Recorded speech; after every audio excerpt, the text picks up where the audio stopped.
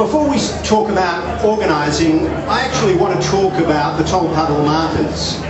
It's kind of right a reply from an Australian to these guys.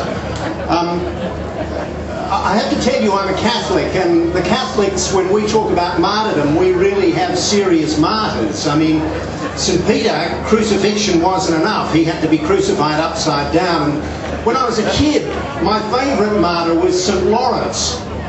He was spitted over an open fire.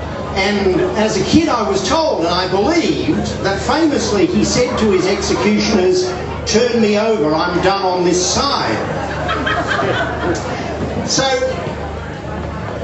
yeah, the Tolpuddle Martyrs. A great friend of mine was the former General Secretary of British Actors Equity, a guy called Peter Fluvier. He came out to Australia and we took him out to dinner to a restaurant right on the edge of Sydney Harbour. Picture the scene if you can.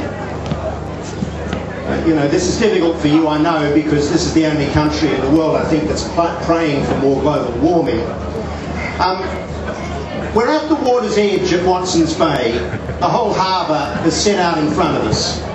It's been a really stinking hot summer's day, and the southerly wind has come in, and we've got, as God made it to be, an ice-cold beer in our hands.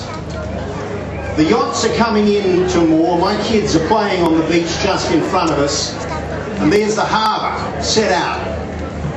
Sydney Harbour Bridge, Opera House, beautiful city. It's paradise. Peter turns to me in his, excuse me my phony English accent, but in his quite genuine English accent, he says to me, "You know, Michael, the British ruling classes must have been the most stupid class on earth." I said, "Oh, really? Why is that, Peter?"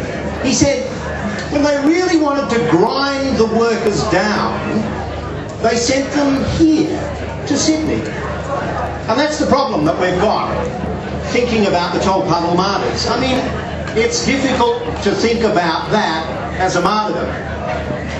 So let's just run through in our minds what this is all about. Firstly, they lost their jobs. They could no longer support their families, and some of them had wives. They lost their dignity. They were absolutely appalled at the fact that they were treated as criminals and were no longer free men.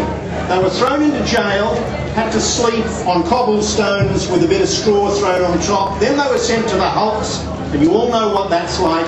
And then they were transported to New South Wales. An Australian historian described that as the equivalent nowadays of being transported to the moon. This was real martyrdom. This was a terrible thing that happened to those men.